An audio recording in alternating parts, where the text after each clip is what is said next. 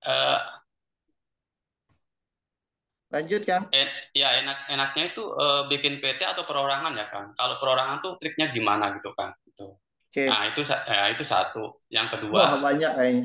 ya, iya yang kedua itu kalau ngurus SPPT jadi PT itu apakah bisa Kang? Tahapannya Oke, seperti apa gitu Kang? siap. Nah ini poin yang kedua itu. Sama satu lagi terakhir Kang. Wah, siap diborong yang Mas Gusben. Mohon maaf nih Jatah Kang. 3 pertanyaan pertama diborong sama Mas Gusben. Eh, yang terakhir ini bisa kasih trik gak Kang cara kita presentasi ngajuin proposal ke investor Kang gitu kan. Oke, Soalnya kan nanti siap. ini modalnya terbatas. Nah, itu Oke, mungkin itu aja Kang tiga pertanyaan. Mohon mohon penjelasannya Kang ya. Terima kasih siap. Kang. Oke. Wassalamualaikum warahmatullahi wabarakatuh. Waalaikumsalam warahmatullahi wabarakatuh. Makasih Mas Gusben sebelumnya. Kalau Sama-sama tiga Kang William. pertanyaan pertama langsung diborong ya. Dahsyat. Jadi yang pertama gini Mas Gusben. Ya, Mas Gusben harus tahu aturan tata main ketika kita bermain peliperan dan bermain developeran. Nah, ya, tata aturan ini memang berbeda-beda di setiap wilayah, Kang Gusben. Jadi, apa yang ya, perlu Kang Gusben lakukan sebenarnya ketika ada lahan mau diakuisisi? Yang pertama, ambil maps-nya, oke, minta ya, sertifikatnya, minta data-data lengkap. Sertifikat, tanyain ke BPN. Kalau tadi SPPT, berarti tanyain ke kelurahan. Ada 3 ya. surat yang harus ditanya. Satu, Hmm, riwayat tanah, itu tentang riwayat tanahnya. Yang ya. kedua, surat tidak sengketa. Yang Hmm, ketiga, C desa atau letter C desanya. ya, Ya, ya. itu terdiri Hmm, dari persir, kohir, dan lain-lain.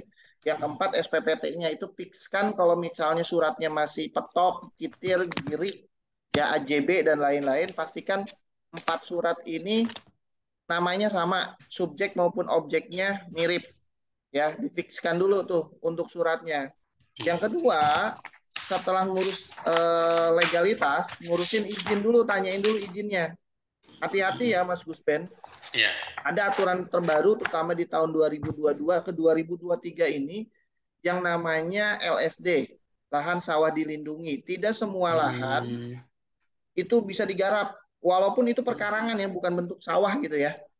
Nah, maka oh ya. fixkan dulu ke dinas perizinan. Ya, ada tergantung di daerah, ada dinas satu pintu, ada dinas PUPR, tergantung daerahnya masing-masing. Tanyakan at least planning. Intinya di situ peruntukannya bisa nggak untuk dibangun rumah atau kita kembangkan untuk rumahan. Itu Ya. sebagai modal dasar dulu, Mas Hmm, Gusben. ya. Oke. Yang kedua, apakah Girik itu bisa ke PT? Bisa, Mas Gusben. Ya, Alhamdulillah berarti ya. intinya bisa. Tapi bedanya adalah PT itu bukan hak milik. Produk hukumnya hak guna bangun, SHGB. Ya, ya. Jadi yang diturunkannya dalam jual beli atau surat-suratnya bukan AJB, namanya APH, ya, Akta Hmm, Peralihan Hak atau Surat Peralihan Hak dari kepemilikan pribadi berubah ke kepemilikan secara perseroan terbatas atau PT. Ya, PT juga ya. sekarang aturan terbaru 2022 itu bisa buat PT perorangan, nggak usah harus ada komisaris dan lain-lain. Hmm. Biayanya sangat murah, Kang Gusben. Bikin PT perorangan paling 300.000 sekarang Oh, tanpa siap, akta, siap. gitu. Siap, siap. Jadi Hmm. bisa. Hmm. Nah, maka nanti akan ada aturan. Luasnya kan tadi 1.500 ya.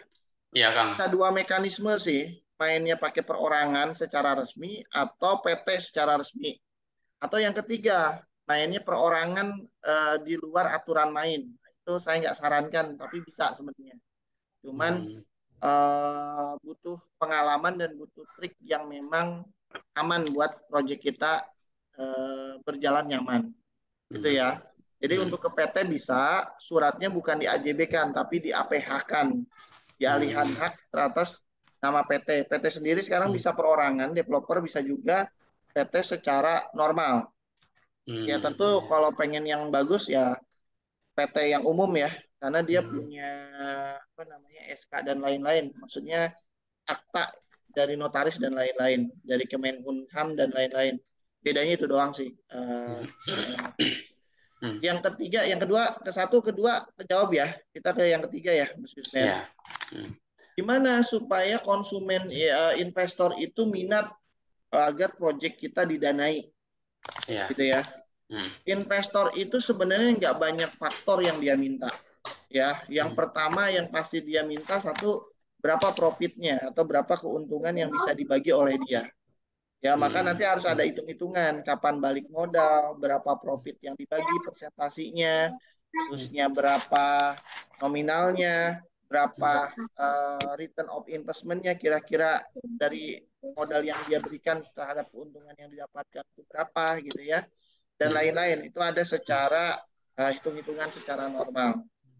Ya. Yang kedua, pertanyaan paling mendasar oleh investor adalah keamanan proyek.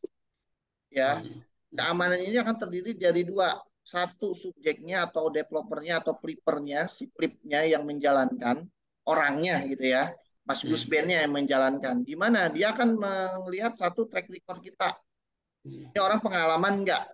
Gitu ya. Biasanya kalau yang pengalaman malah dicari. Misal punten, Ane itu alhamdulillah ada beberapa tawaran. Jadi orang yang nyari, Kang, Ane mau nitipin dananya dong berapa? 50 juta, 100 juta. Ada mekanisme apa buat Ane dapat bisa sampai bahkan ratusan juta ya. Bahkan ada yang besar juga gitu. Karena ada yang namanya kredibilitas atau integritas yang kita buat. Ya tentu saja Mas Gusben ini baru awalan. Berarti kejujuran yang harus dimainkan, ide-ide segar yang berjalan sama kerapihan administrasi. Nanti yang kedua memang bukan secara subjek tapi secara proyek ya. Nanti investor tuh akan nilai ini proyeknya menguntungkan nggak, proyeknya aman nggak, nyaman nggak buat dia, ya menghasilkannya seberapa lama dan lain-lain, itu pertimbangan ya. Terusnya tentu saja dalam proposal itu Mas berikan ide-ide yang segar, kecuali Mas sudah punya portofolio yang positif ya, yang kemudian misal aneh misalnya contohnya sudah ada beberapa portofolio sebelumnya, ini sebagai bentuk apa ya, orang tuh makin percaya kepada kita. Oh, kita sudah menjalankan beberapa proyek dan proyek ini sudah berjalan dengan lancar tanpa ada masalah, sudah menghasilkan. Kalau investasi sudah ada beberapa investasi sebelumnya yang sudah balik modal plus keuntungannya bahkan berkali-kali disimpan ke kita untuk bisa dimaksimalkan. Jadi dibuat mekanismenya. Kalau belum ada portofolio berarti kesempatannya adalah buat proposal yang menarik ya, bahwa proven apa yang ditawarkan oleh kita proyeknya gitu ya, menghasilkan buat dia. Intinya investor tuh ada beberapa tipe Mas Gusben. Ada investor, angel investor tuh paling bagus tuh, bisa nolong kita banget dan bisa kasih rekomendasi. Ada investor memang jangka panjang, berarti dia memang nggak ngambilin jangka panjang nih, saya kasih 1 miliar terserah mau dibuat apa, saya minta dalam beberapa tahun yang penting ada passive income sekian sekian sekian. Ada investor jangka pendek misalnya gitu ya, oh ini saya ada duit berapa ratus juta, berapa bulan lagi balik nggak, bisa nggak balik lagi plus saya ada keuntungan, macam-macam karakteristiknya. Dan ada juga ada beberapa macam investor yang pengen masuk bukan terhadap proyek tapi terhadap perusahaannya gitu ya, kepemilikan sahamnya berapa persen dan lain-lain, banyak ya. Nah itu nanti di kelas master Mas Gusben perasaan ikut ya kelas master tanggal 26 ya kalau nggak salah. Iya, ya udah daftar Kang. Udah daftar ya. Itu Ya. akan ada bagaimana membuat bisnis plan kan. Lengkap itu apa namanya proposalnya, mulai dari perencanaan strategi, keuangan, perencanaan ini, karakter investor, nyari investor, membuat proposalnya, bagaimana presentasinya gitu. Itu ada di materi kalau nggak hari pertama atau hari kedua tentang membuat bisnis plan gitu Mas Gusben. Jawab ya nomor 3 ya.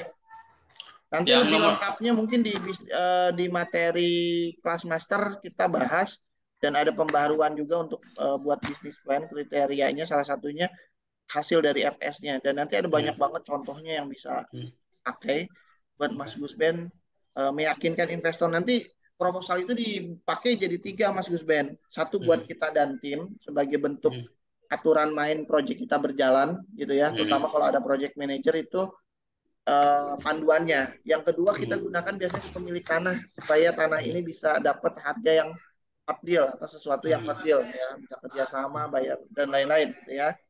Yang ketiga digunakan buat investor agar bisa menjalankan proyek kita dengan lancar. Nah, nanti kita bahas lebih lengkapnya di tata perencanaan bisnis plan. Saya juga masih ada utang di batch sebelumnya ya untuk praktek pembuatan bisnis plan. Biasanya di pertemuan keempat itu dalam sehari diminta tuh untuk bisa bikin bisnis plan. gitu ya. Teorinya di hari ke-1 atau kedua, prakteknya setelah praktek lapangan. Nah, nanti akan disimulasikan bagaimana presentasi di depan para investor. Bahkan mungkin investornya kami gitu ya. Kalau memang kita tertarik, kita bisa sirkah gitu. Kalau itu bagus. Mantap, Itu Mas mantap, Gusman mantap. kejawab ya. Siap, siap. Makasih Jelas ya. Coach Vital. Ya, Jelas, mudah-mudahan insya bisa Allah jelas. mencerahkan. Oke, kita Mantap, Amin, masuk amin, ke sesi kedua, Kang Indra. amin. Pertanyaan kedua, 3 ya. pertanyaan lagi yang kedua. Sebelum ya Kang Medan, suara saya jelas ya. Nah sebelum ini ternyata ada beberapa pre-pro itu apa? Mungkin sekilas diulas tentang pre-pro-nya dulu Kang Medan. Materi pre-pro-nya Oh, ternyata baik. belum tahu Kang Medan apa nih ya. Sekilas aja Kang Medan. Jadi konsep dasar Clipper ini sebenarnya sudah tua banget teman-teman. Ini bisa dijalankan sejak mungkin zaman Rasulullah ya, ketika Abdurrahman bin Auf hijrah ke Madinah, ya, dia membangun pasar Muslim yang dia flipkan tanahnya ya, yang dulu Abdurrahman bin Auf banyak yang ngeluh Muslim itu masuk ke pasar Yahudi, Yahudi itu banyak yang curang, ya. Akhirnya Abdurrahman bin Auf melakukan flip, ya, ngeflip ya tanah salah satu sahabat, dia flip dijadikan pasar gitu ya, dijadikan pasar untuk kaum muslim. Mekanismenya adalah dulu bagi hasil ya, dengan pemilik tanah maupun dengan pemilik toko. Nah, itu inspirasi utamanya sebenarnya udah dijalankan, atau nenek-nenek moyang kita dulu kalau pengen buat rumah ya, buat rumah itu nggak langsung kayak perumahan developing gitu ya, tapi kecil-kecil, ada rumah kecil kita bangun satu persatu dari bata jadi gitu. Atau banyak juga yang dimain kayak rumah-rumah second ya, direnovasi dijual lagi. Nah, kalau Flipper ini sebenarnya konsep-konsep sederhana itu kita industrialisasikan ya, industrialisasi. Kebayang gitu ya, kayak kita buka project 4 unit, 5 unit, 10 unit gitu ya, eh, satu tahun selesai, bahkan ada beberapa bulan yang selesai. Tapi per bulan kita punya project itu lebih besar putarannya dibandingkan kayak kita buat cluster ya. Kayak konsepnya Indomaret gitu, Alfamaret kecil-kecil tapi ada di mana-mana gitu ya. Bisnis modelnya sendiri artinya sih ngeplip, ngeplip tuh kan ngebalik ya teman-teman, di mana kita ini apa namanya, sebagai bisnis owner gitu ya. Jadi ada lahan, kita akuisisi dengan cara nanti di kelas master tuh banyak banget caranya. Terusnya kita kasih value yang berubah dan waktunya nggak begitu lama. Syaratnya cuma 3 sih. Satu, kita sebagai business owner atau decision maker memutuskan, bukan sebagai broker gitu, cuma ngejualin doang, tapi kita yang memutuskan harga berapa, jual berapa, konsep apa gitu ya. Yang kedua, add value, biasanya kasih value yang sifatnya internal. Ini rumah jelek, diperbaiki, direnovasi lagi. Oh, ini ada tanah 300-400 meter tak buat coupling, atau kayak tadi ada tanah 1 hektar tak buat makam gitu ya. Tapi bukan konsep untuk ngedeveloping, tapi ngeflipping, ngebalik gitu. Sama memang biasanya khasnya itu waktunya nggak terlalu lama, nggak kayak developer harus tahun-tahunan gitu. Bisa aja cuma bulanan, bisa juga hari dan lain-lain. Maka konsep ini terus berkembang ya, bukan hanya renovasi, beli, renovasi, jual, bukan hanya kayak gitu aja. Bisa ke hotel kita kembangkan. Oh, ini tadi tanahnya kos-kosan jadi hostel. Oh, ini jadiin resort ya, tanahnya kerjasama dengan pemilik tanah. Oh, tadi jadi kuburan gitu ya. Saya sih belum belum mainkan, atau dijadikan Indomaret atau jadi macam-macam. Intinya ngeplit ya. Khasnya memang agility. Jadi konsep ini Kang Indra lebih lengkapnya adalah lebih lebih agile.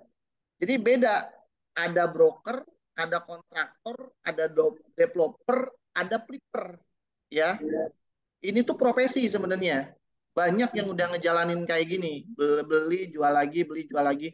Apa bedanya dengan broker? Kalau broker kan kayak titip jual gitu. Jadi brokerage, samsaroh apa ya? Jadi maklar, tepatnya maklar. Ada penjual, ada pembeli. Dia nggak bisa memutuskan decision maker harga berapa, dijual kayak gimana, fungsinya apa, beda.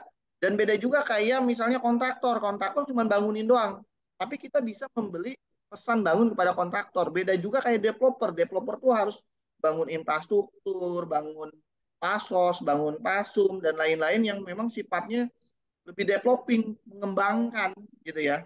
Kalau flip tuh lebih banyak membalikan gitu. Nah, itu yang jadi konsep dasarnya. Maka flipper ini salah satu profesi sebenarnya yang sangat sudah tua, yang kita modifikasi, yang bisa main ke apa aja gitu loh. Ya, yang bisa diskalakan skala industri. Jadi prosesnya sama kayak developing, kayak kontraktor, kayak marketing gitu. Namanya flipping ya. Maka flipro itu sebenarnya fliperan properti adanya. Yang di flip itu properti, biasanya rumah, tanah gitu ya. Um, Macam-macam kafe, gunung ya, di flip gitu sebagai kita. Yang jadi khasnya itu ada 7 sebenarnya di flipper itu Kang Indra dan teman-teman ya. Ini supaya mengulang lagi ya. Ini konsepnya sebenarnya sudah sangat detail kita jelaskan. Tapi ada 7 keunggulan utama yang dalam flipper. Yang pertama adalah faster. Itu yang khas banget ya di flipper. Jadi flipper itu harusnya nggak lama-lama. Ya putarannya cepat karena bisnis prosesnya nggak lama. Kita nggak ada konstruksi, kita nggak bangun IMB, IMB, SHGB, SPH kayak tadi. Kita nggak melakukan yang namanya buat pasos, pasum, produk yang nggak banyak sehingga jualannya juga nggak terlalu lama gitu. Biasanya yang jadi khasnya itu faster, cepat ya, hitungan bulan atau hitungan tahun, nggak sampai bertahun-tahun, nggak sampai panjang gitu. Ya ini tergantung lokasi juga nanti di FS. Saya juga ada project yang cepat banget, ada juga project yang lama juga gitu ya. Tapi yang jadi khasnya kan memang flipping itu cepat ya. Yang kedua dia better, lebih baik, lebih efektif, lebih efisien. Bahkan kalau lahan tuh 100% bisa digunakan ya. Beda kayak developeran ada KDB dan lain-lain atau non sellable area yang nggak bisa digunakan. Jadi efektivitas lahannya efektif gitu ya. Yang ketiga, lebih mudah prosesnya ya, ngurus legalitasnya. Kayak kita ngebangun buat keluarga kita, ngurus prosesnya izinnya nggak terlalu ribet, cara legalitasnya nggak ribet, nggak ada kita bangun-bangun infrastruktur yang biayanya tinggi dan lain-lain. Itu nggak ribet. Nah, yang menarik adalah di sini sebenarnya keuntungannya teman-teman bigger banget, gede banget. Kita sama-sama tahu lah, kita kalau sebagai broker itu paling dapat komisi 1,5%, 2%, 3%, maksimal 5% lah ya. Kita juga sama-sama tahu bisnis kontraktor untuknya paling 10%, 15%, paling gede 20%. Rata-rata 15% juga udah bagus gitu. Kita juga sama-sama tahu keuntungan developer ada yang 10%, 15%, 20%, 25%. Rata-rata di 20%-an lah paling banyak. Nah, yang menariknya adalah di Flipperan ini karena kita bisnis prosesnya nggak banyak orang, bisnis prosesnya juga nggak banyak biaya-biaya yang keluar, fokus kepada nilai inti, gitu ya. Sehingga nggak terlalu lama karena prosesnya langsung kepada nilai inti sehingga untungnya maksimal bahkan bisa lebih maksimal lagi biasanya 30% atau 2 kali lipat atau 1 banding 1 minimal dari lahan yang kita ambil beli lahan 1 miliar untung 1 miliar gitu ya tadi lebih simpel aja izinnya legalitasnya prosesnya dan lain-lain ya eh, itu lebih simpel. Nah yang saya menarik adalah agile-nya ini loh lincah bisa masuk kemana aja. Bisa kita cuma ngolah tanahnya jadi kapling, bisa kita untuk tergulingkan, bisa dijadiin rumah, mini cluster, kafe, macam-macam lah ya. Sesuai dengan ide-ide yang kita kembangkan terhadap add value. Yang penting kita nggak banyak effort di sana, tinggal ngeplit gitu ya. Itu yang menjadi khasnya di Flipper yang beda banget dengan developeran sebenarnya ya. Jadi buat teman-teman developeran, kalau sebenarnya sudah developeran tuh jadi rasanya lebih ringan aja gitu. Atau brokeran yang selama ini cuma titip jual, kita jadi ownernya gitu. Atau selama ini yang jadi kontraktoran cuma untung dari bangunnya, kita dapat untung secara keseluruhannya. Jadi Flipper ini bisa dijalankan oleh siapa saja. Saya sambil kerja bisa, saya sambil rumah tangga bisa, saya sambil proses developeran supaya ada proses jualannya, cashnya lancar, main Flipperan bisa. Jadi anak kuliah dan lainnya juga bisa, nggak terlalu mengganggu waktu kerjanya gitu ya.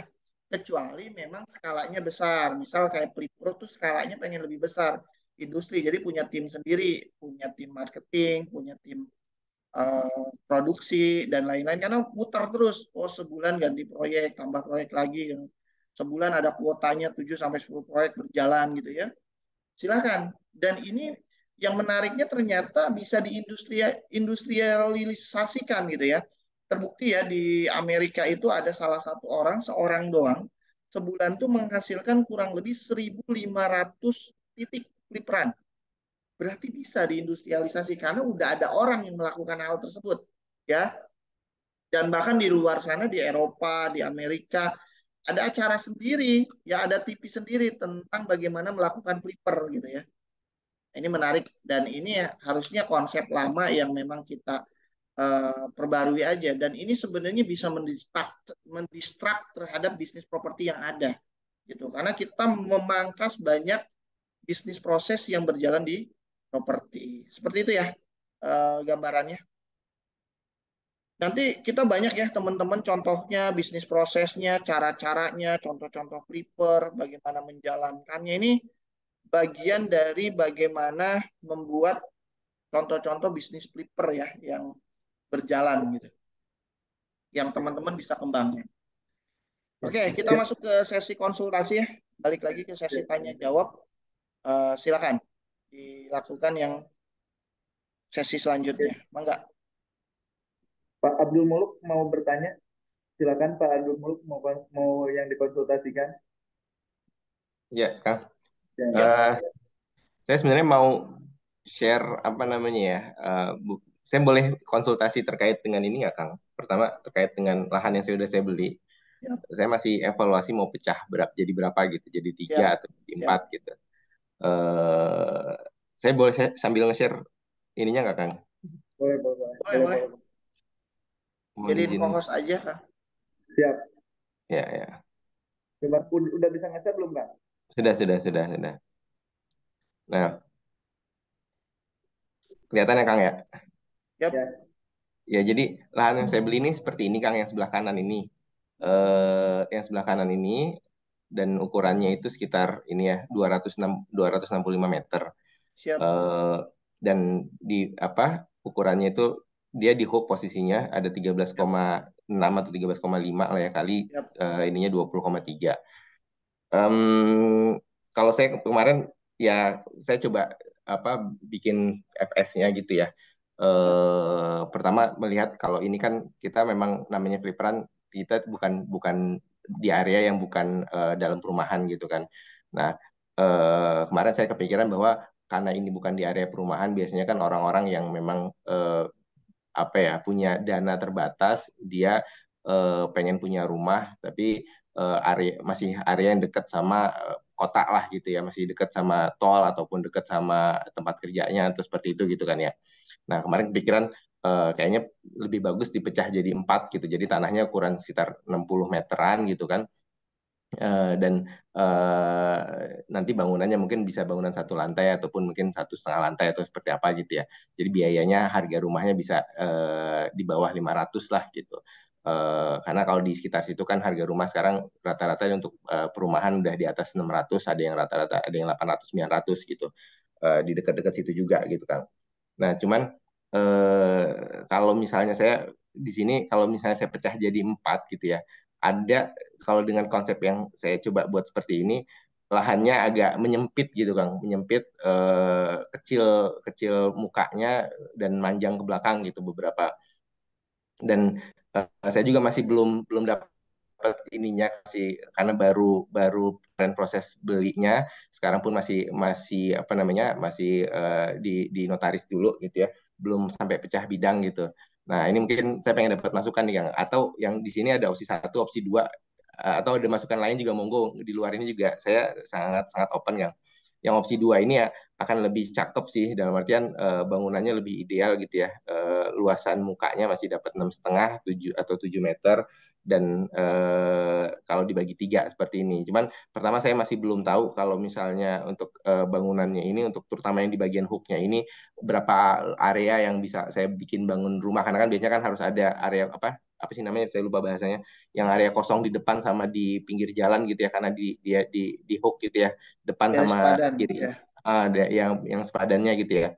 Nah, makanya ini sedikit lebih gede yang sini karena harus memikirkan yang sepadannya itu ya ginilah kira-kira kan opsinya Kang. Ada masukan nggak Kang terkait dengan ini Kang? Boleh kan? Boleh kirim gambarnya? Boleh, boleh. Saya kirim by WA ya, Kang. Ke Kang Widan langsung atau kemana nih, Kang? Oh ini benar, tak tak screenshot aja dulu. Oh ya. Langsung dicoret-coret Kang. Ya, boleh di stop screennya dulu ya. Ya, ya.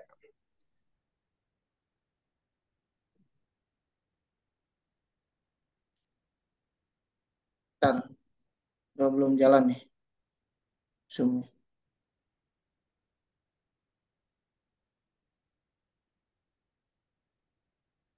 Ya, jadi secara umum masuk nggak ya Masuk, screenshotnya? Kang.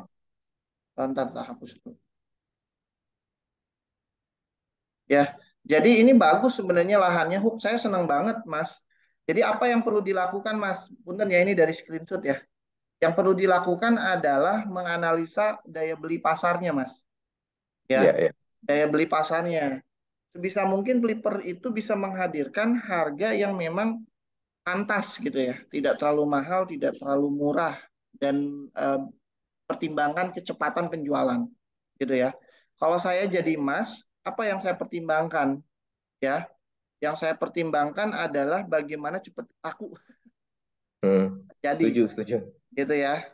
Hmm. Ingat, tapi di dalam FS kan kita tahu ya ada aturan main mengenai yang di sini nih, GSS, garis padan Hmm. jalan. Maka akan ada yang kena dua jalan di hook. Maka Betul. ketika kita buat ya, saya minimal memang option yang kecil itu lebih menarik ya, karena harga tentu akan lebih lebih murah ya. Tapi pertimbangan mengenai GSS untuk lebar 9 sebenarnya masih sangat bisa. Saya sarankan ini 10 Mas. Ya. Ini kan lebarnya 13,5, di sini 6 lebarnya. Hmm. Sisanya baru buang ke sana Mas. Ya. Iya, iya. Berarti 7, sekian ya. 7,6. Mm-mm. 7,6 itu sekian. Nah, Hmm. putaran jadi kalau yang ininya 10 gitu. Yang di sini jangan 6, ini 6, ini apa? 17 7,6. eh, Hmm. 7,6. Nah, ini lebih ideal gitu Hmm. karena ini bakal kebuang. Berarti di sini kan 20,3, sisanya 10,3 habisin aja ke sini, Mas. Di sini 5 meter kali Nggak, 14. nggak masalah ya, Kang ya. 5 meter itu masih Nggak laku ya, Kang ya? masalah. Masih bisa. Saya banyak option rumah yang saya bangun lebarnya 5 meter gitu. Hmm. Hmm. Jadi apa? Karena kenapa saya sarankan 10, Kang? Ketika 10 itu nanti dibuat rumah, ya anggap aja ini 10 meter ya, itu lebih Hmm. masih masuk akal. Karena carport itu pasti udah habis kurang lebih 4 sampai 5 meter gitu ya. Hmm. Iya, iya, Nanti iya, iya. carportnya diatur. Nah, terutama di sini akan kena GSS, maka pembangunan akan di sini. Dengan pembangunan sini, misalnya buat tipe 36 dan lain-lain lebih enak, Kang. Gitu ya. Iya, iya, iya, iya. Hmm. Bisa jadi 2 kamar plus dapur plus ruangan, atau 2 lantai pun jadi maksimal. Kalau 9 kurang buat carportnya kalau mobil-mobil gede gitu. Karena Hmm. 5 Hmm. meter Hmm. sama 6 meter masih bisa digunakan. Saran saya carport itu jangan kurang dari 4 meter, 4,5 idealnya ya. Bangunan itu jangan kurang dari 5 atau 6 meter. Karena untuk sana, untuk lebar 5 meter masih sangat work. Jadi nanti antum kalau misalnya di sini jalan utamanya, maka Hmm. di sini yang antum kasih harga premium Ya, gitu. itu jalan utama benar, Kang itu. Oke, maksimalkan yang ke jalan utama. Kalau di sini yang tadi dipecahnya jadi dua, nah harganya disesuaikan gitu. Jadi Oke. antum nanti ada variasi strategi price, price yang disesuaikan gitu. Kebayang ya? Ya, bayang, bayang, Kang. Bayang, Sehingga Bang. bisa efisiensi. Otomatis Hmm. kan di sini ukurannya paling minimal 60 meter, di sini 70 meter, di sini memang agak besar karena panjang ya, Hmm. 90 meteran.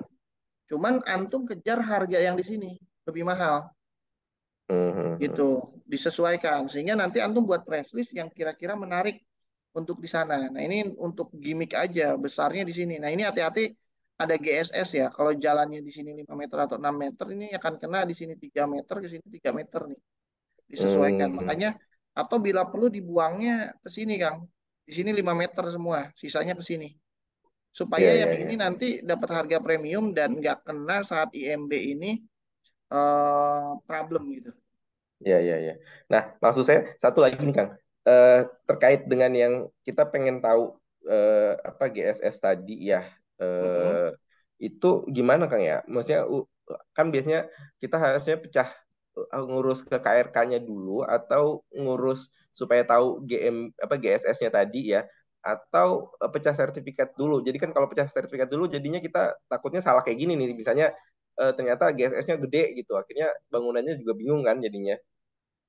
Jadi yang perlu dilakukan awal itu, Kang, pastikan ini legalitasnya bisa dipecah. Ya kalau Oke, preperan itu kan satu satu SHM ini jadi 5, Kang. ya ya Nah, ya, tadi udah aman kan? aman. Nah, yang kedua izinnya, Kang. Pastikan memang peruntukannya bisa untuk bangun dulu. Bisa bisa.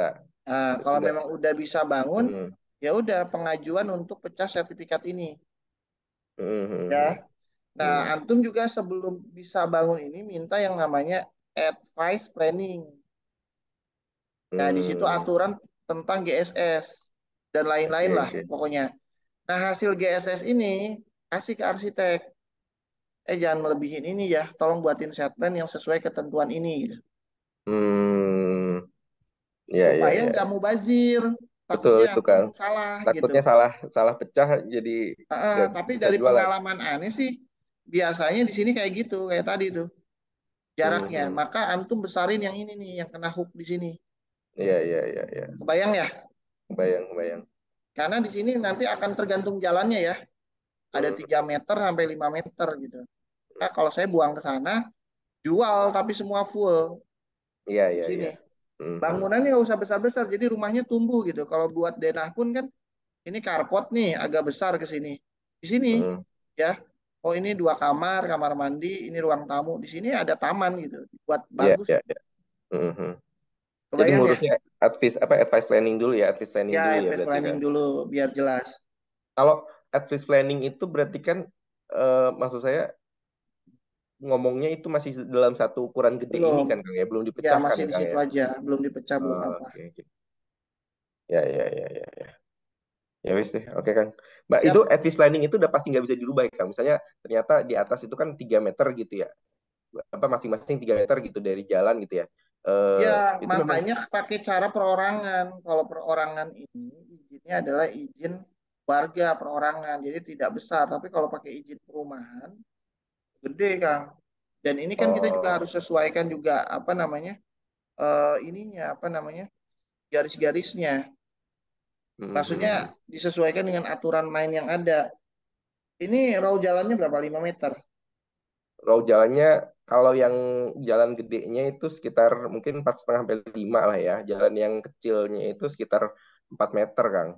Oke, masih masuk sih segitu, nggak terlalu besar. Mhm. Gitu ya, Kang. Ya ya ya. Jelas Oke ya? Kang, oke. Ya ya ya. Siap siap. Oke. Pertanyaan kedua mungkin. Kang, saya nanya satu lagi Kang. Ya, boleh, Kang. Di luar yang tadi ya, di luar yang Ah, tadi. Kalau misalnya terkait dengan yang kerjasama gitu Kang ya, misalnya mm, apa? Kan kalau misalnya ada lahan gitu ya, kalau misalnya kita mau beli dan lahannya gede gitu, kalau misalnya kita mau pecah-pecah kan eh, apa? Berarti kan kita kena biaya pajak-pajak tadi ya, kita beli dari apa penjualnya eh, kena pajak tadi gitu kan, pajak penjual pembeli, terus kita mau pecah-pecah lagi terus lagi sama kita jual lagi juga kena pajak penjual lagi gitu kan. Nah, mm. kalau misalnya bisa nggak sih kan modelnya kita misalnya kerjasama dengan apa namanya yang pemilik lahan gitu ya. Terus nanti endingnya kita pecah-pecah lahan itu, tapi tetap atas nama pemiliknya, pemilik awal gitu ya. Terus langsung nanti kita jual ke apa? Kita jual ke end user kita, buyer kita gitu kan. Sehingga harapannya yang pajak-pajak tadi nggak double gitu Kang. Itu model seperti itu mungkin nggak sih Kang dilakukan Kang? Tapi gimana cara mengamankan kita jangan sampai udah kita pecah-pecah, udah kita bantu pecah-pecah, kita bantu jualin, nanti endingnya bisa jadi lah, tanah itu sama dia dijualin sendiri gitu kayak gitu-gitu. Gimana cara mengamankannya kalau memang memungkinkan gitu Kang? Ya, jadi Hmm. saya juga sering beberapa satu memang pastikan kalau mau melakukan itu supaya nggak double pajak ya Hmm. dalam lingkup kerjasama ya misalnya kerjasama berarti kan itu dalam satu tim gitu ya kalau itu Hmm. artinya syirkah. Yang kedua saran saya adalah tetap ada pengikatan perjanjian jual beli. Ya, PPJB-nya gitu ya supaya Kang. ya PPJB, dan lebih bagusnya adalah PPJB-nya dilakukan di notaris ya.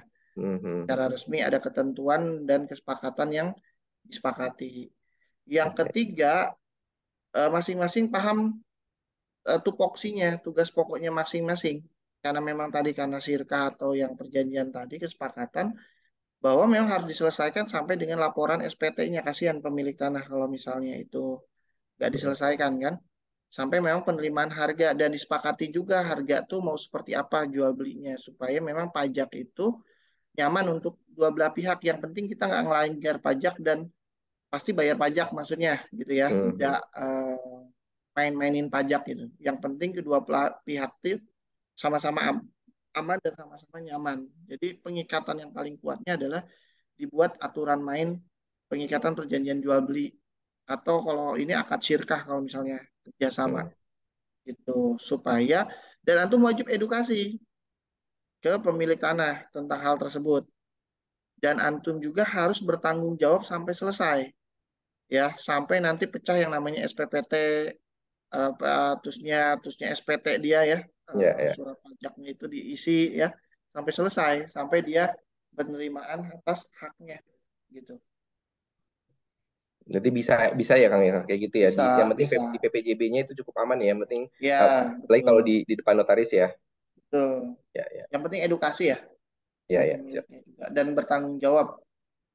Karena sebenarnya kalau kayak gitu juga ada pasal-pasal ya, takutnya ada penggelapan pajak dan lain-lain kalau misalnya tidak dalam satu frame yang sama, satu visi yang sama gitu. Siap Kang. Bermain Makasih Kang. aman aja sih menurut saya sih. Aman Ya, tapi nyaman lah menghasilkan gitu. siap Kang. Makasih Kang. Oke, mungkin kita masuk ke sesi ketiga, 4 sesi aja ya. Ya, bentar Kang Wildan ya, Tiga izin minta pertanyaan, 3 pertanyaan. ya. Nanti Pak Junaidi ditahan dulu ya, dicatat dulu pertanyaannya. Izin Indah share informasi dulu ya. Boleh, Sama ya Kang Wildan ya. Kamera boleh, jelas ya. boleh. Kamera jelas ya. Oke, baik. Nah, jadi yang dijelaskan, yang disampaikan oleh teman-teman semua memang dijelaskan di Master 3 Pro ya. Jadi draft akad dikasih semua, form FS dapat winning product yang perputarannya cepat, gimana sih Pro biar bisa agile, itu ada yang namanya form FS. Nah, form FS itu nanti dikasih peserta Master Pro itu udah tinggal prakteknya aja. Bisnis plan, contoh bisnis plan dikasih, udah tinggal edit-edit aja, semuanya udah lengkap di member area. Termasuk aplikasi cash flow, manajemen, verifikasi konsumen, itu udah tinggal prakteknya aja gitu. Jadi gak perlu khawatir ya untuk teman-teman yang akan praktek. Nah, nanti di hari pertama, di tanggal 26, siap-siap yang akan belajar itu cari lahan hot deal. Nah, ini form FS-nya yang digunakan. Tujuannya untuk apa tadi? Agar kita dapat produk itu yang ini, yang memang banyak dicari market kayak gitu ya. Salah satunya tadi tanah-tanah kriteria Pro itu seperti apa. Nanti negosiasi dengan pemilik lahan biar dapat lahan hot deal itu seperti apa. Lahan kerjasama itu seperti apa. Buat bisnis plan, konsep akad, nanti draft akadnya lengkap ya dikasih kayak gitu. Sama studi kelayakan Pro itu seperti apa. Negosiasi, sistem pemasaran itu dijelaskan. Jadi teman-teman tinggal praktek aja dan disimulasikan. Nah, ini programnya ada dua ya, ada online dan ada yang offline. Nah, untuk yang online, harga promonya itu di angka 190 ya untuk saat ini ya. Sama yang online itu di angka 17550 kayak gitu. Nah, ini untuk yang mau ikut di kelas master. Mungkin itu sekilas nanti detailnya saya buatkan ya. Ini detail-detail materinya dari lahan hotel dan untuk praktek lapangan nanti disimulasikan semua materi udah diajarkan, udah dikasih tahu, udah diedukasi, udah dimentor, nanti dipraktekkan. Nah, terus dikonsultasikan setiap pekan ya, setiap bulan tepatnya. Terus dikonsultasikan progresnya teman-teman. Nah, untuk yang teman-teman yang udah punya project, nanti kita bukan buat ada grup khusus yang memang untuk teman-teman yang punya project. Nah, nanti ketika kita ada listingan dilempar kepada teman-teman semua. Kayak gitu. Itu jelas gambarannya ya. Nanti untuk yang belum ikut, boleh ikut di Master Free Pro, yang baru mau ikut di webinar dan ekosnya, nanti bisa ikut mentoringnya itu insya Allah setiap pekannya. Mungkin itu aja. Nah, sekarang pertanyaan Pak yang udahan, Pak Junaidi ya. Silakan Pak, yang dari Jogja Pak. Pak Jainuddin, benar ya Pak Jainuddin? Oh ya siap, Ya udah siap resign. Kang. Oke, Halo? Mas. Halo, ya Pak Zainuddin. Oh ya, siap Kang. Maaf. Memang ini proyek pemakaman tadi Kang Wildan yang mau Siap, saya siap. sharingkan. Sebenarnya ini berawal dari permasalahan kaum muslimin yang pemakaman masih dicampur, terus kemudian makam diinjak-injak dan yang lain, yaitu akhirnya menjadi ide kami untuk membuat sebuah proyek untuk solusi umat seperti itu. Terus konsep ini kemudian kemarin saya sawarkan ke satu yayasan besar di tempat kami. Alhamdulillah sama-sama satu visi misi, akhirnya terjadilah MOU seperti itu. Ini sedikit histori ya Kang. Terus dari kerjasama itu saya sebagai pengelola dan pemodal, sedangkan yayasan itu seluruh jamaahnya nanti kita akan edukasi dari 31 masjid dan musola ini, insya Allah semua sudah masuk ke situ. Nah, kemarin dari yayasan pun sudah bikin tim 10 namanya, dari ketuanya, sekretaris bendahara dan orang-orang penting di dalam. Lahan alhamdulillah kemarin sudah ada 1 hektar yang insya Allah fix dijual. Harganya sekitar 200.000 per meter. Itu di dekat makam juga Kang. Jadi karena biar mengundang izin itu di samping makam, dan Pak Lurah juga sudah kita soani. Alhamdulillah sudah oke. Langsung ke pertanyaan biar lebih singkat. Dari proses atau modal yang memang kita butuhkan cukup besar, karena untuk akuisisi lahan, untuk biaya operasional dan lain-lain memang di atas 2,2 miliar. Tapi saya ingin sebagaimana yang diajarkan juga meminimalkan modal. Cuman ini terus terang Kang Wildan ini kurang pede karena ini di kampung ini para petani tentunya kan kalau diajak kerjasama lah, ini yang belum saya tawarkan itu seragam. Sebenarnya saya sudah punya konsep ya modal 350 juta, nanti kita kasih 20, 8 orang itu 160, yang lain bisa untuk operasional. Tapi ya karena modal masih minim, jadi ya ini Sinta solusi Kang Wildan. Mungkin ada saran supaya saya juga pede, kemudian saya bisa segera memulai proyek ini, mungkin dengan sistem kerjasama ke pemilik lahan supaya nanti lebih modal lebih kita minimalkan. Ini aja Kang Wildan, saya cuma minta saran, nasihat supaya saya bisa jalan ini. Ya, Pak Zainuddin, Masya Allah. Saya disclaimer dulu ya Pak Zainuddin. Saya belum pernah memang yang dilakukan Pak Zainuddin, jadi saya belum punya pengalaman. Itu dulu ya. Tapi sebenarnya banyak ide yang sebenarnya bisa dijalankan Pak Zainuddin untuk bisa kita memaksimalkan tanah kita ya, tentu saja gitu. Yang pertama Pak Zainuddin, kan kalau namanya developer itu harus ada tanah, harus ada pemodal sebenarnya yang bisa berjalan gitu ya. Nah ini kan harus dipecahkan, maka Pak Zainuddin harus pilih salah satunya. Kalau misal modalnya nggak besar, kalau modalnya besar sih ini bisa kita ambil sendiri Kang, gitu ya. Maka kita kan modalnya skill istilahnya ya, skill gitu. Berarti apa yang harus dieksekusi? Kalau saya sih udah nangkep yang namanya adanya captive market tadi, yang Pak Zainuddin sudah kerjasama dengan yayasan tadi, ya. Kalau menurut saya mekanisme jual makam ini nggak bisa dengan konsep hanya jual beli. Kalau di Karawang, Jakarta kan ada yang Sandiago Hill, terusnya Al Azhar gitu ya. Memorial Garden Dan lain-lain itu ada.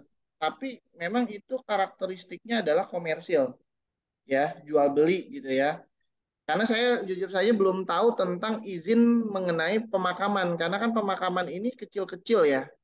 Kan nanti ada ketentuan mengenai pemecahan minimal sertifikat dan lain-lain. Ada mengenai akte dan lain aturan main itu loh. Nah, saya pikir itu akan ribet kalau kita mekanismenya seperti itu. Kan. Ini ide aja ya dari saya ya. Karena mekanisme kalau kita samakan pemakaman seperti kita ngembangin developer, kayaknya kurang work ya, kurang masuk. Lebih baik kan kalau dalam konsep properti syariah mengambil apa? Tabaru, mengambil tijaroh gitu ya. Seperti halnya yang demikian. Maka yang perlu dilakukan adalah hal itu, pilihan dulu apakah tatanya mau tata tata kenal Tabaru atau Tijaro. Kalau menurut saya sih ini saran masuk di ranahnya Tabaru ya. Tabaru ini artikan soal tolong menolong sehingga akan klop dengan yayasan. Tapi dari Tabaru ini kita wakafkan. Ya konsepnya wakaf. Wakaf yang dimainkan adalah wakaf produktif gitu. Wakaf produktif. Jadi kalau wakaf produktif kan ada hak untuk kita mengelola sekian persennya gitu ya. 12%-nya. Untuk bisa mengelola mekanismenya gini. Oh ada yayasan, bagaimana yayasan ini kita mau ada program nih tentang pemakaman muslim gitu. Dari yayasan mau nggak berkontribusi. Nah ini akan ada program-program yang sifatnya produktif untuk kita kembangkan. Bukan hanya jadi si makam ini adalah hadiah dari program yang kita masukkan gitu ya. Terserah nanti programnya untuk apa, misalnya yatim piatu, penduli penghafal Quran dan lain-lain, terusnya anak yatim dan lain-lain. Jadi barang siapa yang mau ikutan donasi gitu ya, donasi ini tak kasih makam. Misalnya beli tanah berapa sih tanahnya, misalnya 200.000, makamnya kan 1 kali 2 meter rata-rata gitu ya. 200.000 kali 2.000 berarti kan cuma 400.000 ya, dengan infrastrukturnya pembebanan unit artinya satu makam sejuta lah ya, sampai 2 juta. 2 juta kali 2 meter modalnya cuma 4 juta gitu. Modal mungkin cuma sejuta lah. Nah ini mau diwakafin gimana? Misal jadi diwakifin jadi 10 juta gitu. 10 juta ini bisa dibayar termin misalnya. Oh boleh Pak, Bapak wakaf per bulan rutin berapa? 1 juta kali 12 bulan gitu. Tapi Bapak akan dapat hadiah pemakaman seluas berapa makam di sini. Nah barulah Bapak memproduktifkan biaya tersebut. Wajar kalau di sini atau apa ada untung dengan yayasan. Nah, yayasan ini yang dijadikan captive market gitu. Mau nggak programnya itu kita jalankan gitu ya. Berarti berapa orang anggotanya? Oh sekian, ada 1.000 orang. Bisa nggak sama-sama kita donasi untuk membuat program pemakaman muslim bareng-bareng? Berapa? 500.000 lah komitmen, kali berapa orang? Kali 200 orang misalnya. Kumpullah 100 juta gitu ya. Dan 100 juta nggak usah langsung luas 1 hektar dulu mas. 1 hektar tuh 10.000 meter, sedangkan makam itu kan kecil, bukan kayak perumahan. Kalau perumahan mungkin jadi 100 unit doang, 100-200 unit. Kalau 1 hektar pemakaman mungkin bisa jadi 1.000 makam kali gitu ya. 1.800 kan. Waduh, 1.800 makam kan. Kebayang gitu ya, tinggal dimainkan program-program produktifnya. Satu, bisa ngambil selisih di sini terhadap yayasan, kita kerjasama, atau dapat hak dalam pengelolaan produktivitas dalam program-program yang sifatnya produktif gitu barengan. Jadi bukan di ranah jual beli, karena kalau orang jual beli makam belum tentu langsung mau gitu, banyak kondisi. Tapi kalau orang dikasih karena adanya kebaikan-kebaikan yang didapatkan dari program tersebut, mungkin bisa jadi sesuatu yang maksimal. Udah, tadi kan modalnya 200.000, hakikatnya dan lain-lainnya sampai 1 juta modal, dijual 10 juta, artinya 10 kali lipat, Mas. Lebih besar untungnya dibandingkan developeran sebenarnya. Gitu. Ya. Dan memang mainnya kuantiti, maka harus dimaksimalkan adalah ini di ranahnya apa? Di ranahnya captive market terhadap yayasan tersebut. Bagaimana yayasan ini bisa berkontribusi beramal jamaah bersama-sama dan dibuat sifatnya tidak dalam bentuk yang memberatkan. Ya, namanya orang beramal itu kita kasih sesuatu yang baik. Ada program-program, Pak, dengan Bapak beramal misalnya sekian juta, 5 juta atau 10 juta, ada beberapa program. Kita akan kasih hadiah beberapa. Selain hadiahnya sifat fisik tanah makam tersebut, Bapak juga ada hadiah-hadiah yang sifatnya akhirat pahala, maksudnya kata di situ. Yang sifatnya pahala, sehingga dan itu harus dipecah dalam bentuk mekanisme yang tidak langsung seakan-akan ditraktor sekian juta gitu. Jadi dibagi seakan-akan dicicil. Yang jadi modal tadi harusnya yayasan tadi gitu. Dikaptifkan ada 1.000 orang, ya udah 1.000 orang gitu. Tapi dibuat kayak nyicil gitu. 1000 orang kali 500.000 kan udah 500 juta ya, atau 5 miliar. Tuh, ya, udah langsung jalan gitu. Nah, diproses. Perkembangannya nggak diproseskan. Oh, dengan apa? Dengan ikut kita wakaf produktif dapat 2 makam keluarga, ya udah jadi misalnya 5 meter kan nggak terlalu mahal juga gitu. Dan bisa juga disaringkan, satunya lagi untuk kita, satu laginya bisa diwakafkan lain untuk orang lain yang tidak mampu misalnya. Jadi programnya yang sifatnya membawa amalan gitu, amalan soleh untuk di hari akhirat gitu. Karena kalau jual beli ya ada memang captive market, cuman akan penuh effort ya terhadap legalitas. Jadi dengan kayak gini, ini wakaf tanahnya udah produktif, nggak kayak kita jualan kapling nih, tanah ukuran 1-2 kali 2 meter gitu ya, tak kasih sertifikatnya, nggak mungkin kalau menurut saya sih keluar kayak gitu. Jadi lebih baik yang sifatnya sesuai dengan ranahnya.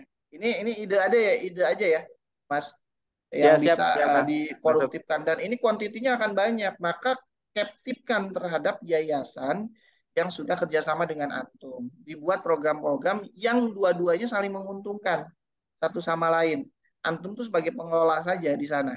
Ya, jadi Antum bisa dapat banyak, mohon maaf gitu ya, untungan ya menjual program tersebut, memang jual beli hal tersebutnya atau wakafnya, atau kalau menurut aneh sih jangan jual beli sih, wakaf produktif. Antum dapat dari wakaf produktifnya tersebut. Ya, Kalau ya, jual siap. beli kesannya gimana ya, jual makam gitu. Siap, Ini ide Kang. ya, belum tentu Ya, positif ya. Sehingga ya. dengan kayak gini yang diajak adalah edukasi tentang bagaimana umat itu mempersiapkan kematian bareng-bareng berjamaah. Jadi bukan antum jualan. Kalau jualan tuh kesannya dijualin gitu. Tapi kalau bareng-bareng kita buat satu visi yang sama, ada pemakaman yang sepi, ini gini gini gini yang tadi sudah punya aturan mainnya, saya pikir lebih lebih work dibandingkan kita hanya jual beli gitu. Dan itu lebih Ya. captive, sehingga lahan tuh juga bisa, termasuk pemilik lahan diajaknya untuk wakaf ke sana gitu ya. Nah, niat kita yang harus lurus di tataran tak baru itu, nggak boleh dikomersilin gitu. Siap, Insya Kang. Allah ada haknya, kita ada haknya dari hasil produktivitas tersebut. Antum ngolah ke proses properti yang lain atau usaha yang lain atau proses makam yang lain itu, atau pengelola, dari pengelolaan aja ada hak, atau apalagi diproduktifkan gitu. Ya gitu sih Mas Oke, Zainuddin. siap. Siap, Kang Wildan. Terima kasih. Ya, Jazakallah kebayang khair. ya. Ah, Ya, kebayang, Kang. Ya, masuk. Ya Allah. Siap. Mungkin satu sesi lagi kan udah setengah 12. Kang Indra, ada siapa? Itu lagi Ibu Usni yang dari Palembang. Boleh Ibu kita open mic-nya? Alhamdulillah. Baik, Kang, terima kasih. Siap, Bu Husniati ya berarti Ya, panggilannya ya. ya Palembang. Start. Assalamualaikum Siap. warahmatullahi wabarakatuh, Kang. Waalaikumsalam. Dulu pernah ke kantor ya Bu Husni ya? Ya, Kang, sama si Imam Sama ada anaknya ya? Oh iya, Masya Allah. sekarang masih belum Bidan, selesai. Bu Bidan kalau nggak salah, Bu Bidan ya. Tidak masih ingat ya, Kang ya. Iya, iya sih ingat. Ya, ini sekarang bidannya ini ke properti dulu, Kang. Masya Allah, siap. Bidannya ada yang megang. Ini mau nanya, Kang. Kan alhamdulillah saya udah jalan kan ininya tuh sudah ada proyek kan, ada beberapa proyek yang saya kerjasama sama lahannya tuh punya kakak Siap. saya. Tapi sepenuhnya saya yang mengelola kayak gitu kan, di 3 proyek, ada 3 proyek kayak gitu kan. Nah, yang ada perumahan dan ada 23 unit, udah laku 11 unit sih. Ada rumah juga di 2 unit yang di proyek kedua, dan di proyek ketiga ada townhouse di 7 unit. Nah, itu belum Banyak laku. juga ya. Masya Allah, keren. Alhamdulillah tuh tanahnya semuanya punya kakak kan. Kakak nih hobinya beli-beli tanah, padahal yang lainnya juga masih banyak tanah dia, yang ada yang 7 hektar, ada yang apa disuruh ngelola, ada udah nggak sanggupnya. Yang itu ya gitu. Nah, jadi ibarat kata tuh saya nggak dikejar-kejar benar dengan pemilik lahan kan. Iya, iya, iya. ya karena punya kakak kandung sendiri.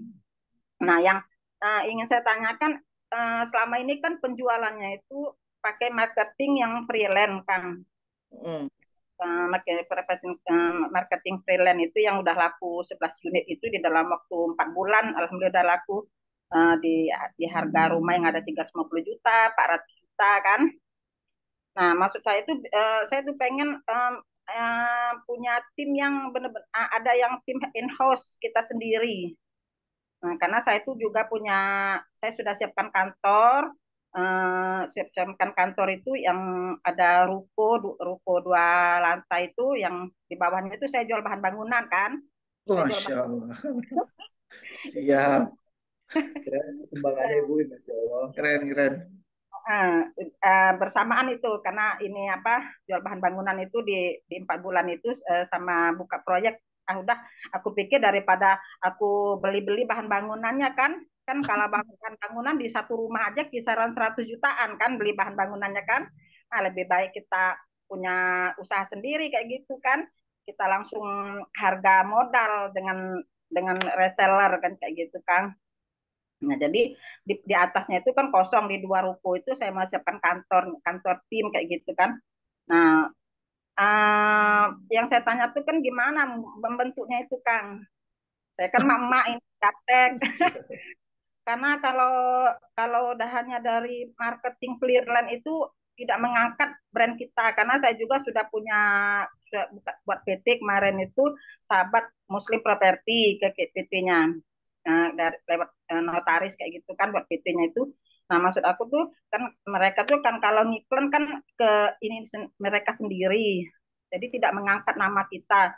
Nah, aku tuh pertama yang aku tanyakan itu bagaimana cara membuat tim untuk tim in-house kita agar kita tuh cepat laku rumahnya, karena ini juga saya akan ada proyek satu lagi Masya lagi Allah. di 1 hektar tanah, tapi punya teman juga di 1 hektar tanah itu berkembang bisa 15 hektar kayak gitu, tapi katanya Masya Allah. aduh, Luar biasa. Siap. katanya coba dulu yang 1 hektar, kalau kamu bisa kembangin udah kelolalah katanya kayak gitu kan. Nah, itu yang saya tanyakan itu cara mencari marketing itu bagaimana, Kang? Latar pendidikannya itu seperti apa, kayak gitu. Dan pengalamannya itu seperti apa kita mencari marketing kayak gitu kan. Nah, yang keduanya itu membuat job desk-nya itu seperti apa. Dan mementoringnya itu bagaimana. Sedangkan kitanya sendiri gaptek kan kayak Diborong ya. gitu kan. Terus kisaran gaji dan insentifnya berapa persen kalau in-house, karena dia standby kan di kantor, misalnya jam 8 sampai jam 4 dia standby. Saya tuh pengennya tuh ada tim sendiri yang survei dari tim kita, nggak nunggu-nunggu kita hanya menunggu orang aja udah ada belum merenanya laku udah belum, ini benar-benar dari kita. Jadi kalau ada orang yang mau itu, kalau ada tim kita yang berangkat survei, kita siapkan kendaraan kayak gitu kan. Nah, jadi kisaran gajinya tuh berapa sih, Kang? Misalnya kayak gitu, terus intensifnya tuh untuk yang marketing kalau ini itu berapa persen? Karena kalau marketing freelance itu saya kasih 3%. Misalnya Siap. dari harga rumah 400 juta, 3% saya kasih dia ke marketingnya tuh. DP lunas saya bayar kayak gitu. Itu Siap. aja, Kang. Terima kasih, Kang. Ya, Assalamualaikum berarti saat warahmatullahi ini belum ada wabarakatuh. tim ya, Bu Husni ya? Belum ada tim sama sekali. Sudah ada tim belum, Bu? Sudah ada karyawan? Belum ya? Jadi apa yang perlu dilakukan, Bu? Yang pertama gini, Bu. Dalam Liperan ada 2 mekanisme pasar apa ya, ngejualin yang paling efektif, Bu. Ya. Yang pertama itu memang kita bangun tim internal sendiri. Ya. Bangun tim internal sendiri, itu tugasnya posisinya apa saja yang dibutuhkan. Kalau saran saya minimal tuh ada digital marketing, tim konten kreator, sama sales, gitu ya. Ini paling efektif banget yang kita jalankan di sini. Kalau menurut aneh sih, jadi gini, kalau proyeknya udah lebih dari 20, lebih dari 10 gitu ya, apalagi cluster-cluster kayak tadi dan banyak, saya sarankan bangun tim. Tapi kalau proyeknya cuma 5 unit, 4 unit, baru satu proyek, maksudnya satu titik, jalanin sendiri aja cukup gitu ya. Kalau cuma satu titik, tapi kalau Bu Husni ini saran saya sudah harus bangun tim karena buat penjualannya skala masif. Saya pun juga belum masif-masif banner sih. Tapi minimal kalau sudah lebih dari 2 titik, 3 titik, apalagi dari lebih dari 5 titik, saran saya bangun tim. Prioritas tuh apa? Prioritas tuh kalau pengen in-house adalah tim sales dan konten kreator itu bisa. Oke. Kalau pengen lebih masif, baru masukin digital marketing. Jadi masalah jumlah orang tergantung Bu ya. Sekali Iya. lagi, kalau ideal berarti 3, tapi kalau kemampuannya ini bisa didabelkan atau bahkan ditriplekan, 1 orang aja cukup. Kalau misalnya skala ibu, tapi kalau misalnya skalanya lebih, ini masing-masing satu-satu ya, untuk mereka menjalankan efektivitas terhadap penjualan kita. Apalagi kalau target ibu udah banyak banget ya, 1 hektar, 7 klaster, macam-macam itu tadi, harusnya udah bangun tim. Kalau saya ketika bangun tim, yang saya rekrut pertama itu ini Bu, HRD.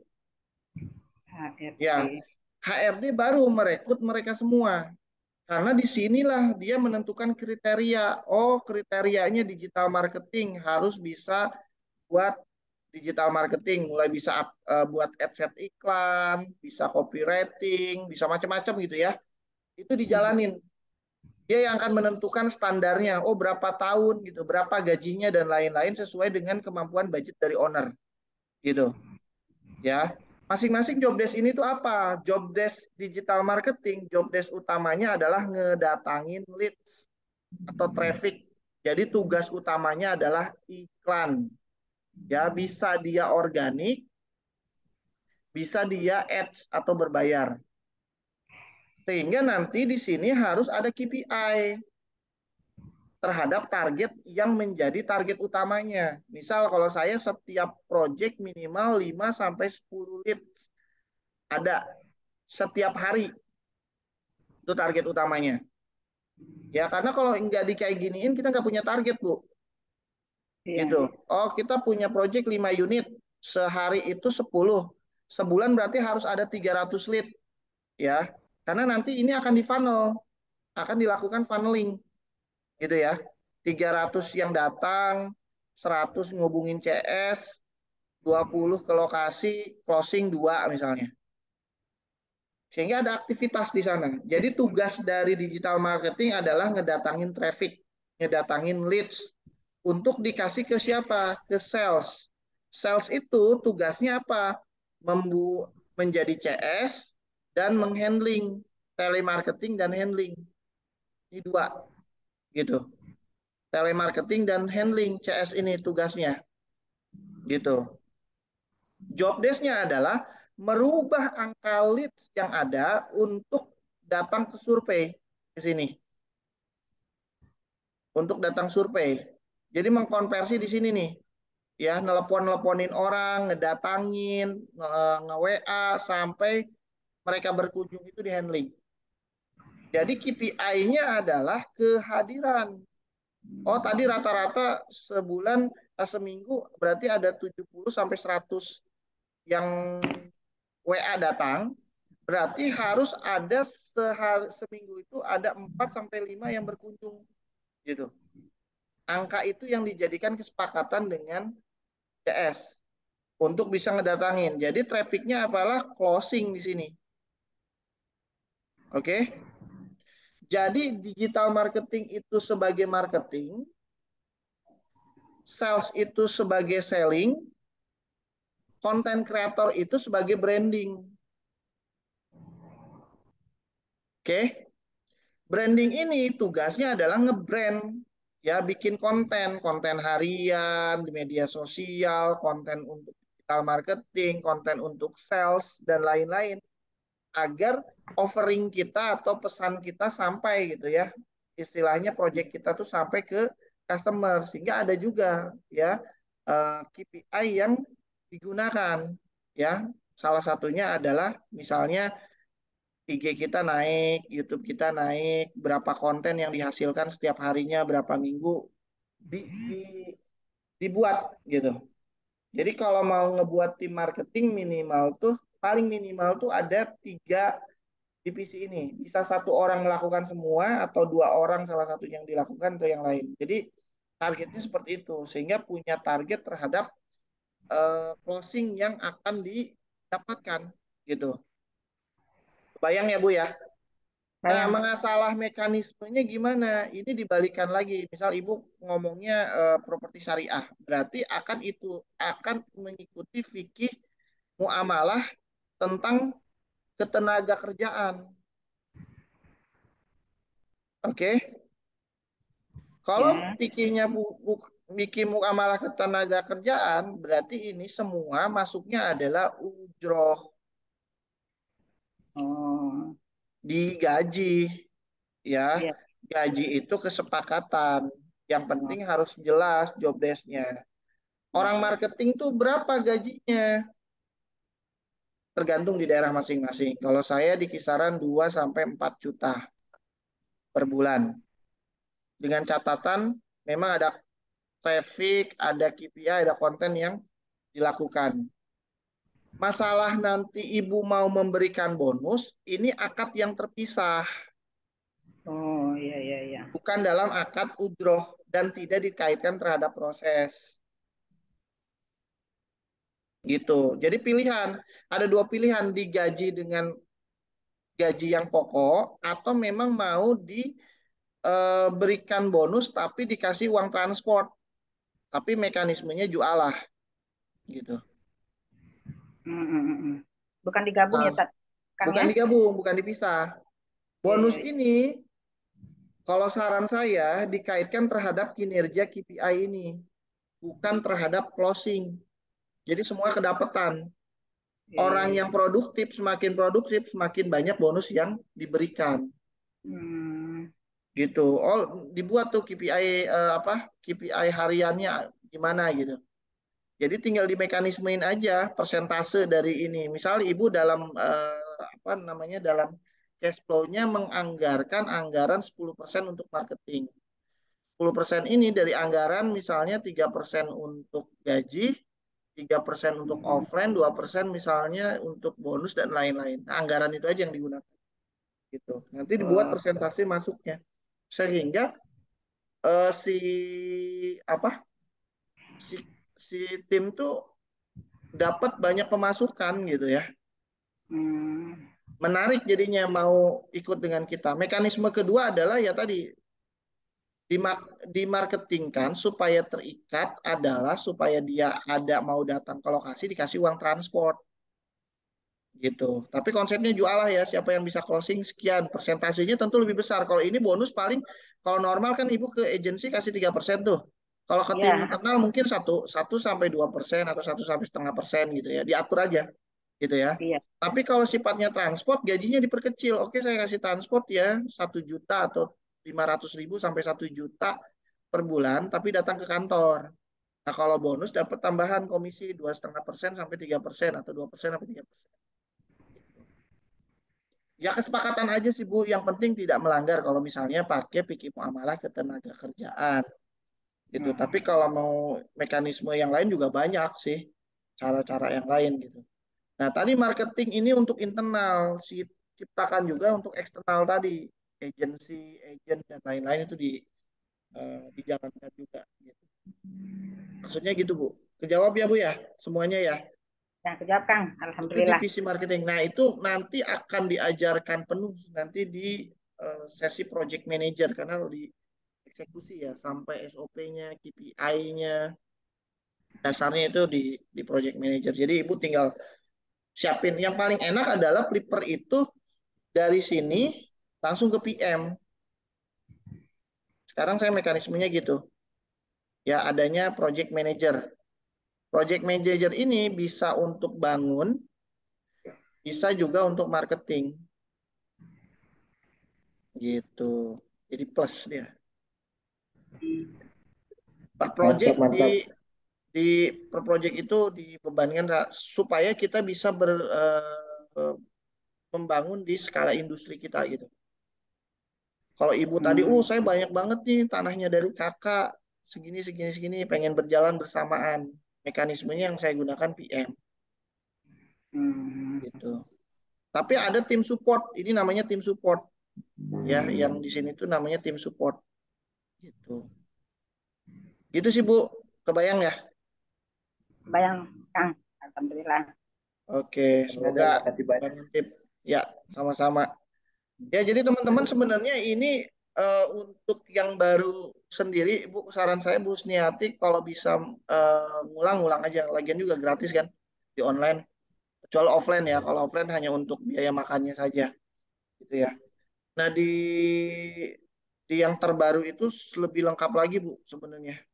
Ya, waktunya memang lebih panjang. Saya sarankan sih supaya nggak lupa ikut kelas master ngulang. Jadi gratis ini Bu, gitu ya. Kalau ada waktu gitu, ada waktu kecuali memang belum ikut. Kalau ikut berbayar, kecuali offline. Kalau offline enaknya apa? Kelebihan offline ya di lokasi langsung ngobrol, bisa tanya jawab kayak gini secara langsung, bisa ikut praktek, akan auranya beda gitu. Beda kayak online gitu.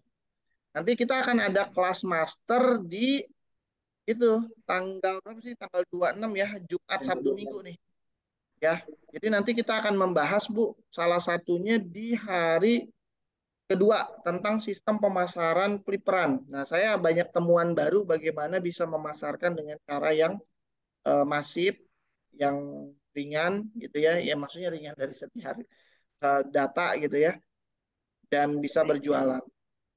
Begitu. Itu di hari kedua sih. Nah, nanti di kelas master ini buat teman-teman yang belum ikut kelas master, di hari pertama kita akan bahas satu mengenai konsep dasarnya kita kuatkan.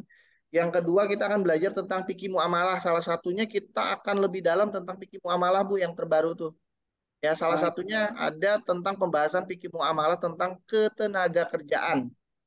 Itu lengkap rinciannya, bagaimana ketentuannya, syaratnya ya, akad-akadnya dan lain-lain. Jadi nanti kurang lebih ada akad tentang akad PT-nya, akad ketenaga kerjaan, penjualan dengan stakeholder dan lain-lainnya. Harusnya ada nih konsepsi tentang akad lebih jelas gitu ya. Terusnya juga banyak temuan-temuan baru adalah bagaimana kita bisa ngedilin lahan itu enak banget dengan cara peliperan gitu ya. Ya, sebulan kita bisa beberapa deal gitu ya dengan cara-cara yang lebih efektif. Terusnya ada beberapa hal juga ternyata dari temuan itu survei lahan tuh nggak bisa cuman kayak FS kemarin gitu. FS-nya sekarang harus lebih matang supaya dapat hasilnya lebih bagus gitu. Ya. Terusnya tadi juga tentang Mas Guspen, bisnis plan ya, itu kita buat juga bisnis plan yang sudah rinci, termasuk mudah-mudahan kita buat contoh, ada contoh-contohnya yang sudah berjalan gitu ya, itu kita laksanakan. Termasuk ada FS-FS juga yang kita perdalam ya.